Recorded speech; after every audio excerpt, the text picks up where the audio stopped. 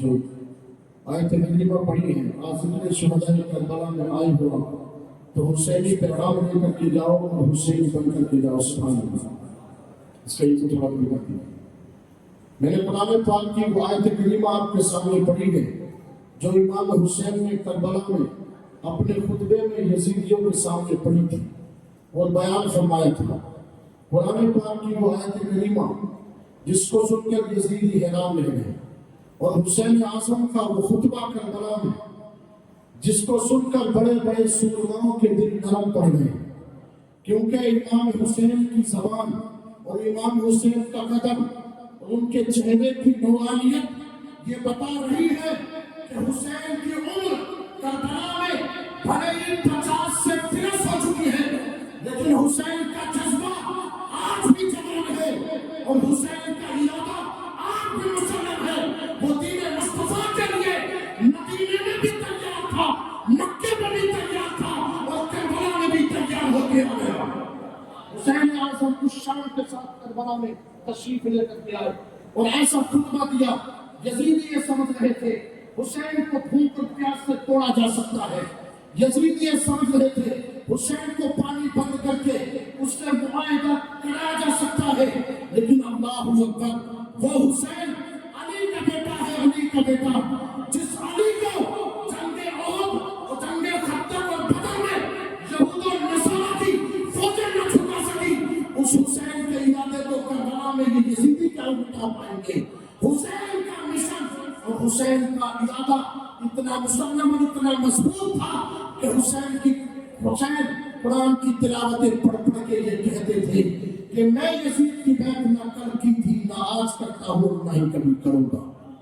اس لیے میرے پیارے نبی کے پیارے دیوانوں، حسینی بن کر کے زندگی گزارو. کربلا میں حسین پاک نے خطبہ دیا اور کہا کہ ہو سکتا ہے کوئی امام حسین کی تقریر سن کر کوئی حسینی بن جائے. جیسے امام حسین کے مقام اور عظمت کو دیکھ کر جو ہے حسینی بن گیا اور حسین کے نام پر قربان ہو گیا. حسین کا خطبہ اتمام حجت کے لیے تھا. آپ نے ارشاد فرمایا ان ولی اللہ الذی نزل الکتاب وهو یتولى الصالحین. آپ نے یزیدیوں کے سامنے کہا تھا کہ لوگوں، میرا رب میرا والی ہے، میرا مددگار میرا رب ہے، میرا سہارا میرا رب ہے، اور وہ رب ہے جس نے قرآن کو نازل کیا ہے. وهو يتولى الصالحین، اور وہ نیک بندوں کی مدد فرماتا ہے. سبحان اللہ. قرآن پاک کی یہ آیت کریمہ خطبہ کربلا میں امام حسین نے پڑھی اور لوگوں کو یہ بیان دیا اتمام حجت کے لیے کہ اب بھی باز آ جاؤ، اب بھی باز آ جاؤ، میرے سے جھگڑا نہ کرو. اس لیے حسین سمجھا رہے ہیں کہ میں تمہارے پیارے نبی کا پیارا نواسا ہوں، لیکن اللہ اکبر، یہ یزیدی، یہ فرعونی سوچ کے بندے حسین کے مقام کو کیا سمجھیں گے؟ حسین کا مقام اگر سمجھنا ہے تو عمر فاروق اعظم سے پوچھو کہ عمر فاروق اعظم 22 لاکھ مربع میل پر حکومت کرنے والا عمر فاروق اعظم جب مسند خلافت پر بیٹھتا تھا اور جب حسین آتے تھے تو عدم حسین کے لیے عمر فاروق اعظم کھڑے ہوئے. عدم حسین کے لیے، زیارت حسین کے لیے، امام حسین کے لیے عمر فاروق اعظم وقت کا بادشاہ کھڑا ہو جاتا تھا. یہ یزیدی عدم حسین کو کیا سمجھیں گے؟ عدم حسین کو سمجھنا ہے تو جبرائیل سے پوچھو. جب مدینہ پاک میں حضور پاک علیہ السلام حسن اور حسین کو کشتی لڑا رہے تھے تو امام حسن کو حضور کہہ رہے ہیں کہ حسین کو پکڑو، حسین کو پکڑو. فاطمہ کہہ رہی ہے اے میرے بابا جان، تم حسین حسن کا حوصلہ افزائی کر رہے ہو لیکن حسین کی حوصلہ افزائی نہیں کر رہے. اللہ اکبر. پیارے نبی کے پیارے نواسے کا مقام یہ یزیدی کیا سمجھیں گے؟ میرے نبی نے فرمایا اے فاطمہ، میں حسن کا حوصلہ افزائی کر رہا ہوں اور تم نہیں دیکھ رہی ہو آسمان سے جبرائیل آ چکے ہیں، آسمان سے جبرائیل آ چکے ہیں اور وہ ایک طرف سے حسین کی حوصلہ افزائی. حسین تو وہ ہے کہ جن کا ادب و مقام حضور کے صحابہ اپنی آنکھوں پر رکھتے تھے. سبحان اللہ. لیکن یہ یزیدی کیا حسین کی تعظیم کرتے جو نوٹوں پر بک گئے، جو نوٹوں پر بک گئے، جو دنیا کی دولت اور طاقت اور شہرت کے آگے جھک گئے. کہ حسین کا ادب اور کیا احترام کیا کرتے، لیکن میرے پیارے نبی کے پیارے دیوانوں، آج اس محفل میں آئے ہو تو حسینی بن کرتے جاؤ. اور حسینی کس کو کہتے ہیں میں آج آپ کو بتا دوں. کربلا کے اسی میدان میں حضرت مولا علی مشکل کشا رضی اللہ تعالیٰ عنہ کی دوسری بیوی حضرت ام البنین کے 3 بیٹے بھی امام حسین کے ساتھ میدان میں تشریف لائے تھے. سبحان اللہ. جنہوں آ کر کے بولے سبحان اللہ. پوچھ رہی ہے کہ نہیں پوچھ رہی ہے؟ پوچھ رہی ہے. سنیں حسینی کس کو کہتے ہیں اور حسینی کون ہوتا ہے اور مسلمان کو کیسا حسینی بننا چاہیے. جب حضرت مولا علی کی بیوی حضرت ام البنین کے 3 بیٹے کربلا میں لڑنے آئے تھے، میرے پیارے نبی کے پیارے دیوانوں، یزیدی لشکر میں سے ایک شخص تھا جس کا نام عبداللہ بن ابی تھا. اس نے حضرت ام البنین کے بیٹوں کو پہچان لیا اور کہا کہ یہ تو میری بہن کے بیٹے ہیں جو حسین کے ساتھ ہیں، جو حسین کے ساتھ آئے ہیں. حضرت عثمان بن علی، حضرت جعفر بن علی، حضرت عبداللہ بن علی، یہ تینوں بیٹے ہیں. وہ یزیدی یہ کہنے لگ گیا اور اس نے ایک خط ابن زیاد کے پاس لکھا اور کہا، بارگاہ میں ابن زیاد کی پہنچا اور کہا اے ابن زیاد، میں چاہتا ہوں میری بہن کے بیٹے حسین کے ساتھ جنگ میں آئے ہیں، میں چاہتا ہوں کہ ابن زیاد تم اپنی تحریر لکھ دو کہ میری بہن کے بیٹوں سے کوئی بھی جنگ نہ لڑے، یعنی میری بہن کے بیٹوں کے لیے امان لکھ دیا جائے. حسین سے لڑ لو لیکن میری بہن کے بیٹوں کو چھوڑو. یہ اس یزید نے کہا. اور شمر دل جوشن جو حسین کے قتل میں شامل تھا، حضرت علی کی بیوی کا وہ بھی رشتے سے بھائی تھا. لیکن توجہ کرنا، جب خط میں ابن زیاد نے لکھ دیا کہ عثمان بن علی، عبداللہ بن علی، جعفر بن علی کے لیے امان ہے، ان کو کوئی قتل نہیں کرے گا، ان سے کوئی جنگ نہیں لڑے گا، ادھر عبداللہ بن ابی نے جو ہے تحریر لکھ کر اس کربلا کے میدان میں پہنچا دی اور خیمے میں جہاں مولا علی کے وہ تینوں بیٹے موجود تھے ان کو آواز لگائی اور کہا، کہاں ہے میری بہن کے وہ تینوں بیٹے، ان کے لیے امان ہے، وہ کسی سے کوئی جنگ نہیں لڑیں گے، ان کو کوئی قتل نہیں کرے گا، وہ ہمارے امان میں آ جائیں. یہ مولا علی کے تینوں بیٹے تھے، ان کے لیے امان ہے، ان کی جان بخش دی گئی ہے، ان کو معاف کر دیا گیا ہے. اللہ اکبر. یہ اعلان یزید کی طرف سے خط آیا اور کر دیا گیا. اب سنیں حسینی کس کو کہتے ہیں. اللہ اکبر. مولا علی کے وہ تینوں بیٹے عثمان بن علی، جعفر بن علی، عبداللہ بن علی خیمے سے پکار کے کہتے ہیں، اے یزیدیوں، ہمیں تمہاری امان کی ضرورت نہیں ہے، ہم تو حسین کے ساتھ آئے ہیں، ہمارے لیے حسین اور اللہ اس کے رسول کی امان کافی ہے، ہم تو حسین پہ مرنے کے لیے آئے ہیں. اللہ اکبر. حسین اس کو کہتے ہیں. خط آ گیا، امان آ گئی، لیکن حسین کا ساتھ نہیں چھوڑا. اللہ اکبر. تاریخ ہمیں بتاتی ہے کہ جب حسین کربلا میں خطبہ دے رہے تھے تو حسین سب کو پہچانتے تھے، کیونکہ پیارے علی مولا علی رضی اللہ تعالیٰ عنہ کا دار الخلافت کوفہ اور حسن اور حسین سب کو پہچانتے تھے.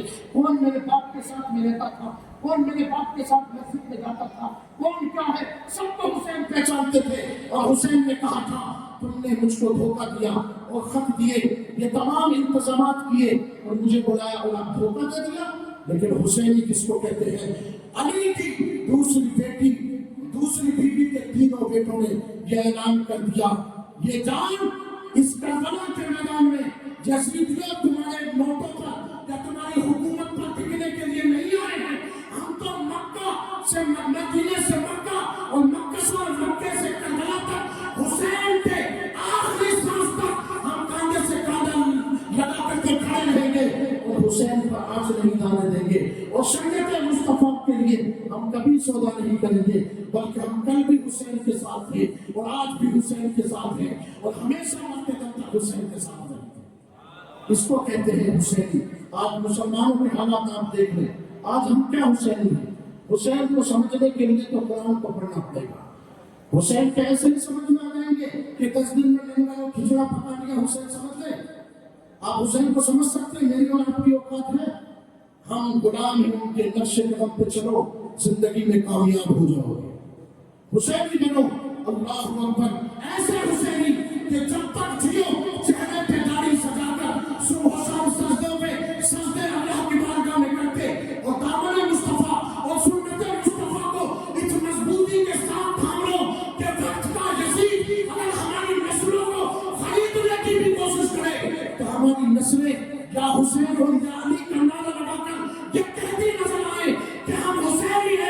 یزید کے نوٹ اور یزید کی ووٹوں پر نہ ہم کل بکے تھے نہ آج بکے ہیں اور نہ ہی کل کبھی کوئی ہم کو خرید پائے گا۔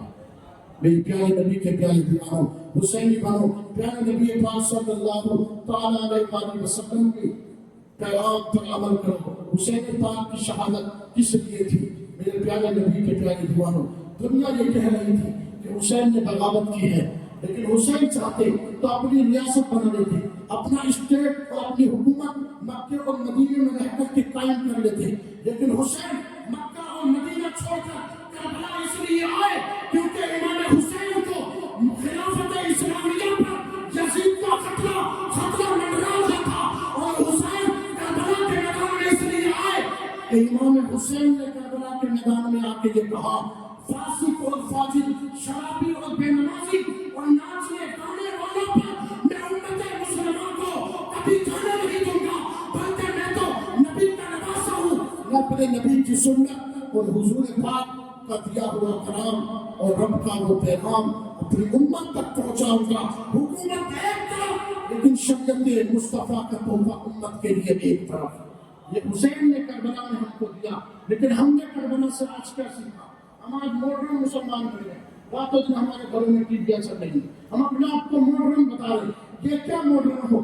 تم گناہوں میں پھنستے جا رہے ہو، تم ناچ گانے کی تمہاری نسلیں عوام بن گئی، تم کون سے ماڈرن کی بات کرتے ہو؟ ماڈرن تو حسین تھا جس کے ارادے کو، جس کے تقدس کو کربلا میں ایک نہیں 22,000 کا لشکر نہ گرا سکا، اس لیے کہ امام حسین رضی اللہ تعالیٰ شریعت اور سنت کا وہ پیغام لے کر کے آئے تھے کہ جس کو دنیا کی کوئی بھی حکومت کبھی خرید نہیں سکتی۔